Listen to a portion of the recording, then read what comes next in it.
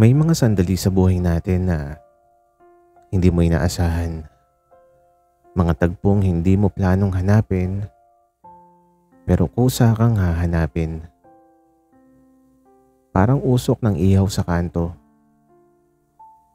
Una mong iaayaw, pero sa kalaunan, ikaw na mismo ang babalik-balikan. At tulad ng hotdog na nakapaloob sa tinapay, may mga damdaming akala mo ordinaryo hanggang matikman mo at magbago ang lahat. Kung may lugar man na naging saksi sa pagbabago ng buhay ko, sigurado akong hindi eksena sa ulan, hindi beach, hindi rooftop na may dramatic na city lights, kundi sa ihawan sa kanto. Oo, simpleng ihawan malapit sa terminal, may lamp na yellowish, musikang lumang OPM, mausok na hangin, plastic sa mesa, monoblock na upuan, at isang jumbo hotdog na mas mahaba pa sa pila ng emotions ko. Doon ko unang nakita si Vincent. Boss, dalawang ang jumbo hotdog. Extra sauce, extra cheese, at saka extra lahat. Ganyan siya umorder. Sobrang lakas ng boses na akala mo may microphone ang ihawan. Napatingin ako. Hindi dahil sa sigaw niya, kundi dahil sa vibes niya. Matangkad, maputi, may ngiting confident na parang sinasabing, kung problema mo man ako, hindi ako sorry. Habang hinihintay niya yung order niya, bigla siyang luminya sa likod ko. Naramdaman ko yung presensya niya bago ko pa marinig yung boses niya. Kuya, ikaw, ilang hotdog mo? Nilingon ko siya. At ang sagot ko, isa lang. Ngumiti siya. Yung ngiting nakakahawa. Bakit? Diet? Ang pogi mo pa naman. Dagdagan mo dapat ng isa para doble saya. Hindi ko mapigilan na mapatawa. Pero sabi ko, hindi ako gutom eh. At ang sagot niya, imposible. Walang hindi nagugutom sa harap ng jumbo hotdog. At doon nag-umpisa ang lahat. Habang winawagayway ng tindero ang pamaypay sa baga, para akong dahan-dahang niluluto sa ngiti ni Vincent. Simple, walang drama, walang background song. Bigla siyang naglahad ng palito na may hotdog slice. Try mo. Sige na, libre. Wika niya. Parang slow mo. Di ko alam kung hotdog yung iniaalok o pagkakaibigan o simulan ng something na bigla na lang bubulwak. Tinanggap ko. Salamat. Welcome. By the way, ako si Vincent, ikaw. Ako si Sean. Kaya pala Sean. Dasawsawan. Wika niya. At ang sabi ko, ha? At ang sagot niya, kasi bagay ka sa hotdog. Extra special. At ito, natawa ako pero sa loob-loob ko, iba yung linyahan niya. Nag-usap kami habang kumakain. Walang pilit, walang awkward. Wala ring issue. Walang sino yung kausap mo sa phone niya. Yung simple lang. Puro tawanan, pangarap. At ang sabi niya, Sean, balang araw magtatayo ako ng sarili kong ihawan. Hindi man sosyal pero sigurado. Masarap ang bawat hotdog. Habang sinasabi niya yon, naramdaman ko na hindi hotdog yung paborito ko.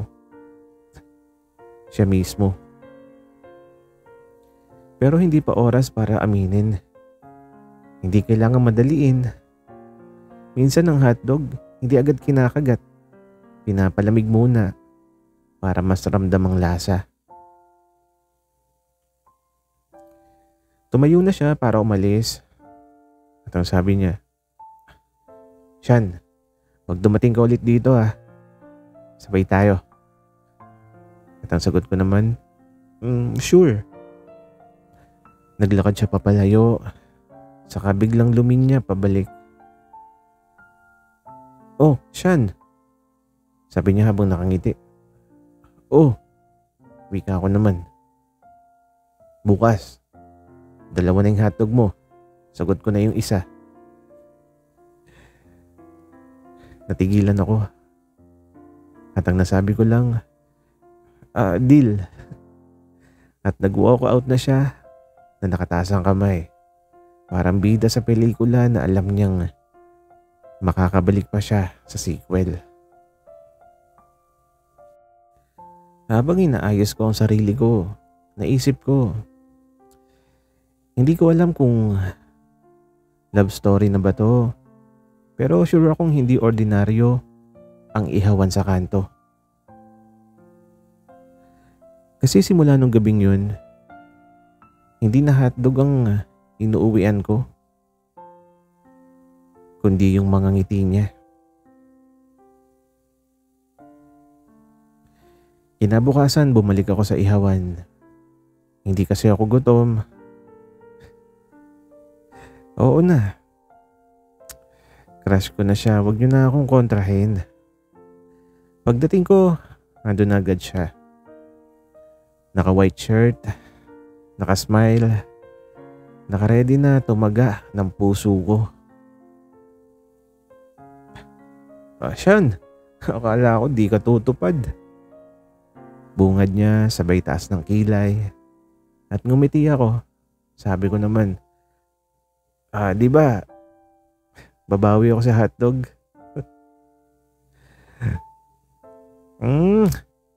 Wika niya, tumiling siya na parang may alam siyang sikreto. At ang sabi pa niya, hindi hotdog ang habol mo rito eh. Medyo nanlaki yung mga mata ko at sabi ko, ha? At eto, tawang-tawa siya. Sabi naman niya, joke lang. Umupo ka na. Umuusok na yung grill. Sabahin na kita.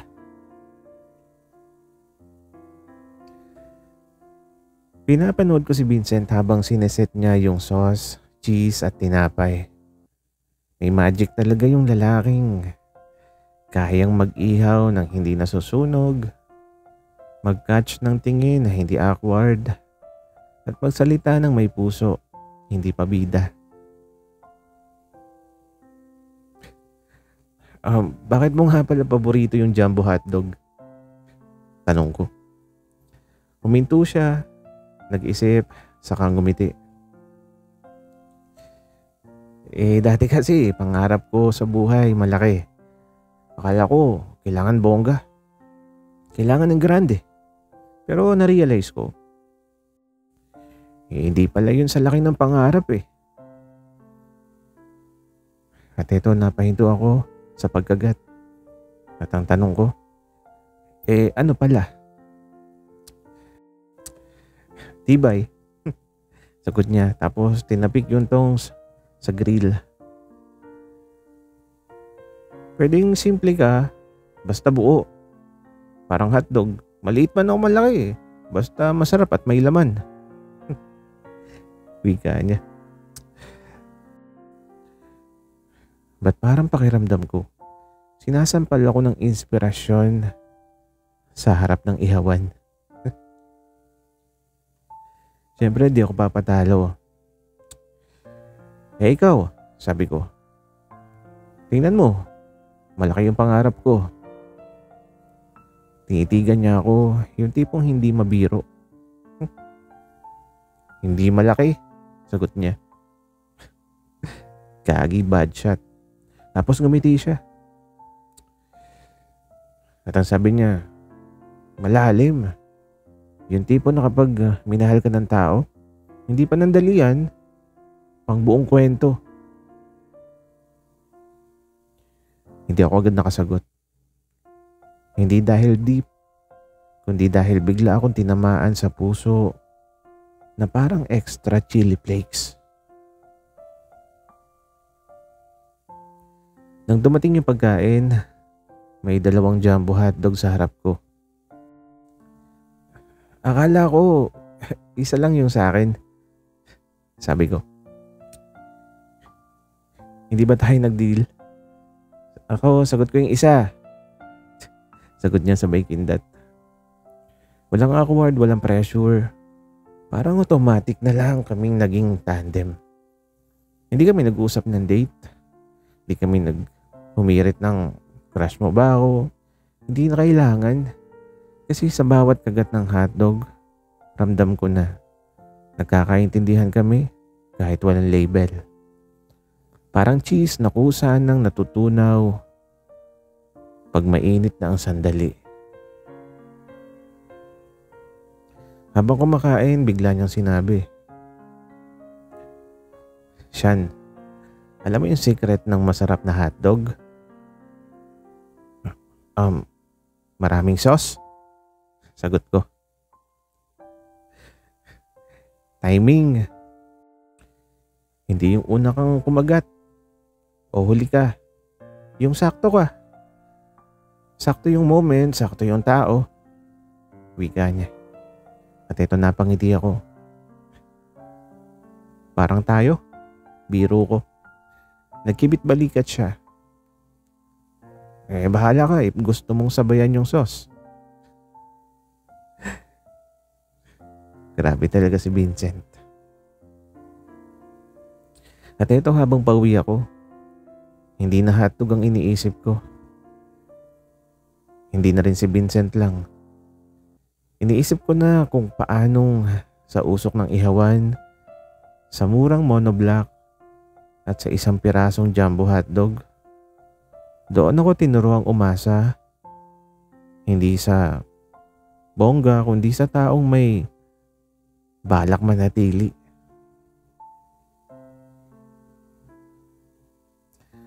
Kung may isang bagay na natutunan ako mula sa ihawan sa kanto, yun ay ang usok.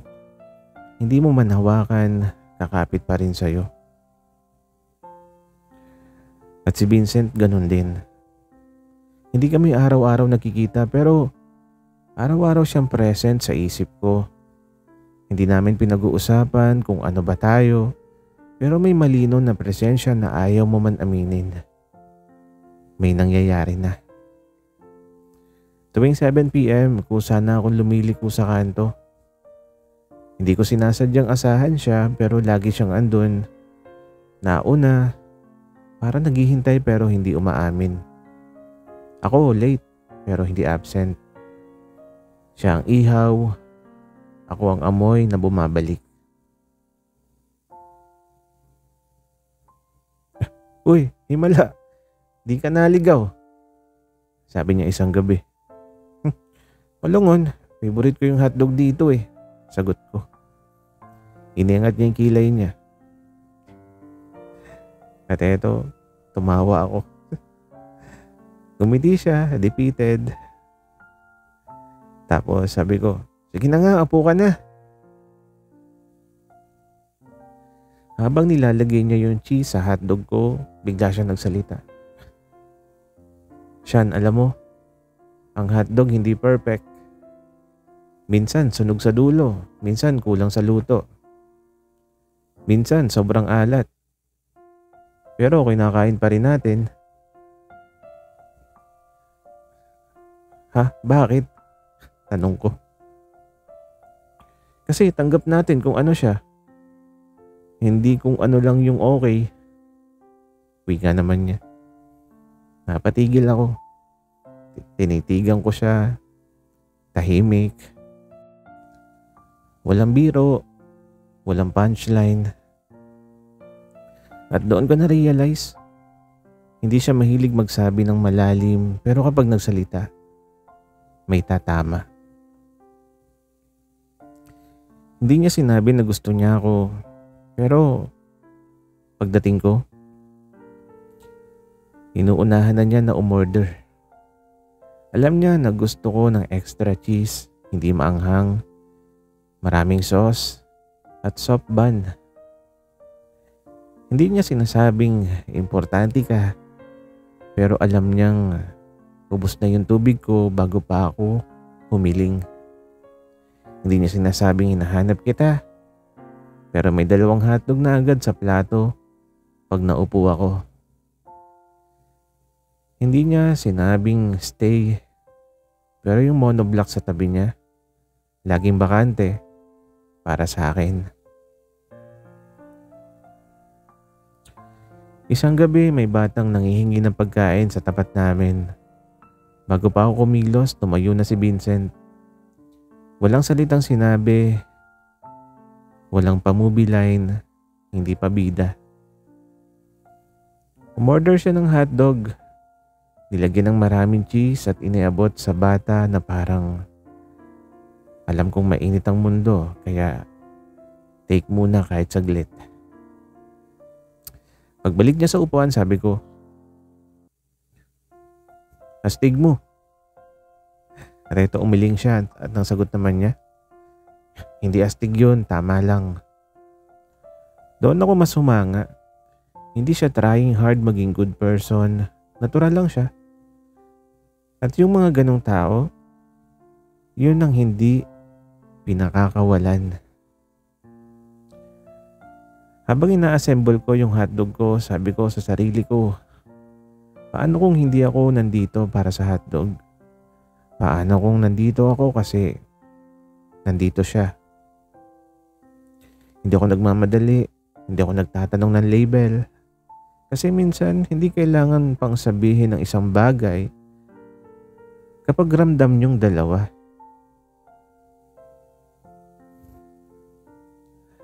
Bago kami maghiwalay, tumayo siya at sinabi niya, Sean, bukas, ikaw naman yung mag-order. Bakit? Tanong ko. At etong ngumiti siya. Gusto ko rin marinig kung paano mo sasabihin yung alam mong paborito ko. Wika niya. Hindi ako nakakilos agad. Hindi dahil complicated, kundi dahil kilala ko na siya. At ayaw ko nang mawala yun.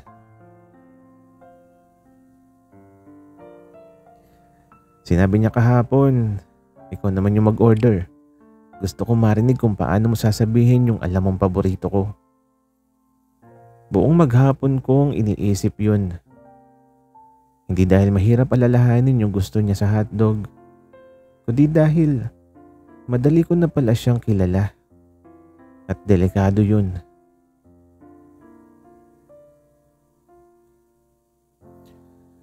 Pagdating ko, andun na siya. Nakalin sa poste, may hawak na soft drinks, nakangiti na parang sure siyang darating ako. Game, sabi niya. Tumango ako, huminga muna, sabay harap sa tindero.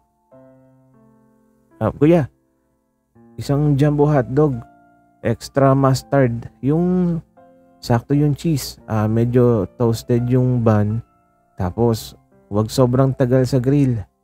Gusto niya juicy, hindi dry. Wika ako. Paglingon ko kay Vincent, nakangiti na siya. Pero yung ngiti, hindi maingay. Yung ngiti na may ibig sabihin. Bakit parang kabisado mo Tanong niya sa akin. Malay ko ba? Sagot ko, kunwari, casual. Baka mahilig lang ako sa hotdog. Wika ko pa. Siguro, sabi naman niya. Pero feeling ko may kilala kang mahilig. Wika pa niya. Talo ko sa linyahan niya palagi. Umupo kami, walang maingay na usapan pero hindi awkward.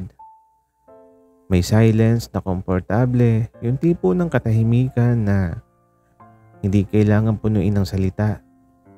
Kasi puno na siya ng meaning. Habang pinapahid niya yung sauce, bigla siyang nagtanong, "Shan, napapansin mo ba? Hindi na tayo nag-uusap tungkol sa hotdog." At eto napahinto ako. Oo nga eh. Sagot ko naman. Pero nandito pa rin tayo sa ihaw. Wika naman niya. At eto tahimik. Bakit kaya? Dagdag pa niya. Hindi ako sumagot. Tapos sinabi ko yung pinakatotoo. Siguro kasi hindi na to tungkol sa hotdog. At eto, tinitigan niya ako. Unang beses na walang tawa, walang biro. Walang takip na humor. Yung tingin na totoo. Wala siyang sinabi, pero inusog niya papalapit sa akin yung hotdog niya. At inusog niya rin papalapit sa akin yung sarili niya.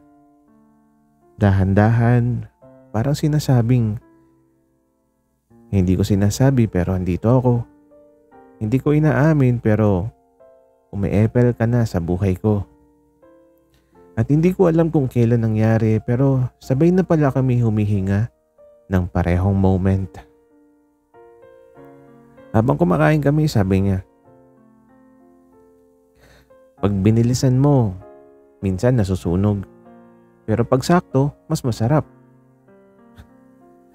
Tumingin ako sa hotdog at sa kanya. At biglang pareho silang may sense. Tumango ako.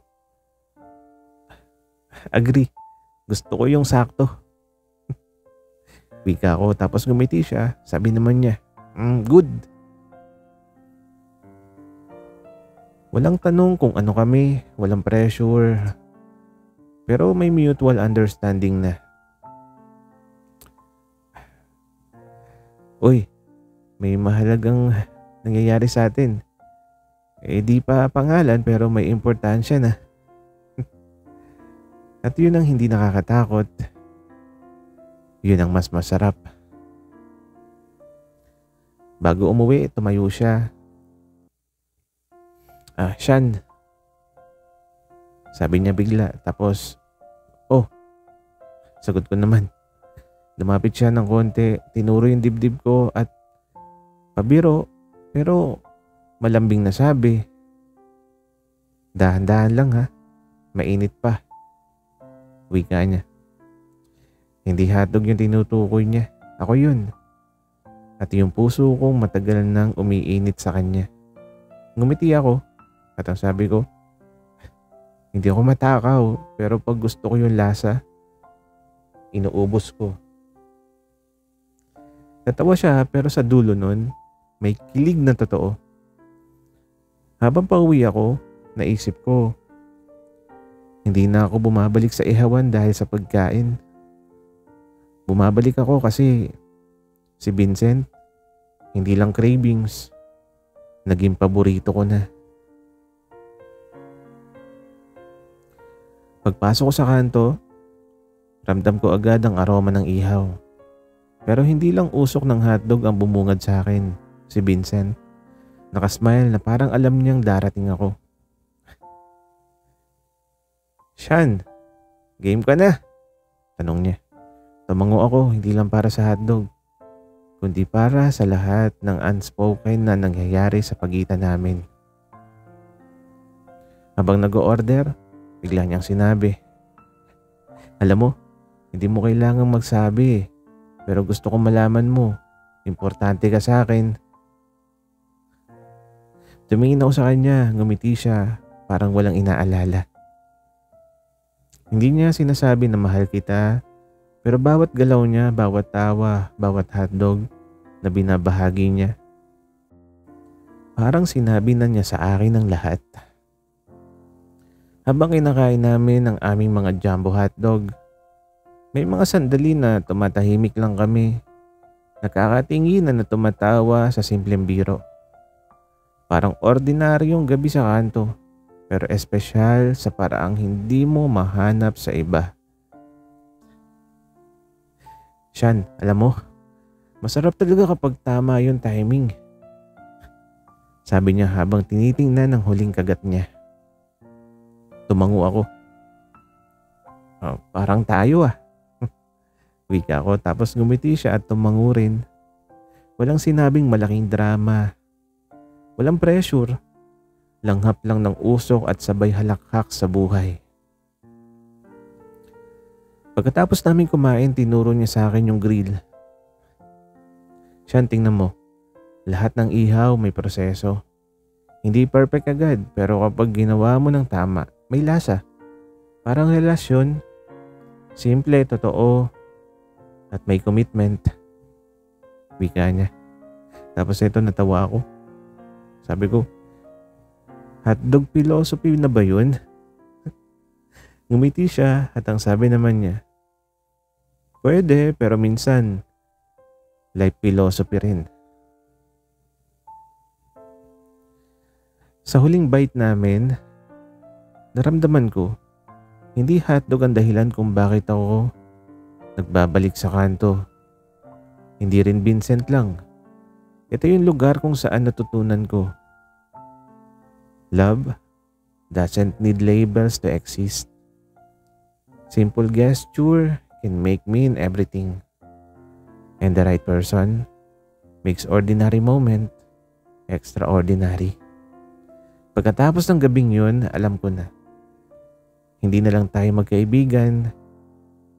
Hindi pa rin natin kailangan ng salita para maramdaman ang isa't isa. At habang papalayo ako, narinig ko siyang tumawag. Siyan, bukas, repeat tayo. At itong ngumiti ako, sabi ko naman, repeat, and maybe forever. Ang kwento ng Jumbo Hotdog ay hindi tungkol sa pagkain, kundi tungkol sa pagmamahalan na dahan-dahan, totoo, at inspirasyonal. Sa bawat kagat, bawat tawa, at bawat ngiti, natutunan namin na sa simpleng ihawan sa kanto, pwede mong matagpuan ang isang malaking puso na hindi mo na bibitiwan. Lumipas ang ilang linggo mula nung nagsimula ang aming simpleng ritual sa ihawan sa kanto. Hindi pa rin kami nagde-declare ng love sa salita. Pero ramdam na ramdam yung bawat sandali. Tuwing gabi, andun pa rin kami. Si Vincent, ako, at ang aming Jumbo Hotdog na ritual. Ako nag-order ng extra sauce, extra cheese, sakto sa bun. Siya nagbabantay ng grill, naglalaro sa monoblock, at ngingiti sa akin sa bawat pagkakataon. At sa bawat tawa, bawat kwentuhan, bawat palitan ng hotdog slice, mas lalo kong naiintindihan ang lesson niya. Hindi kailangang mabilis. Basta tama ang timing, sakto ang tao, perfect na ang lasa. Isang gabi habang pauwi kami, sinabi niya, Siyan, alam mo, sobrang saya ko kasi natutunan kong ang simple kapag may puso, nagiging espesyal. Tumango ako. Parang hotdog lang. Biro ko. Ngumiti siya. Parang hotdog lang pero may kasamang kilig, respeto at saka commitment. At doon ko na-realize, walang drama, walang selosan. Basta kabutihan at pagtutulungan, pwede ng love story.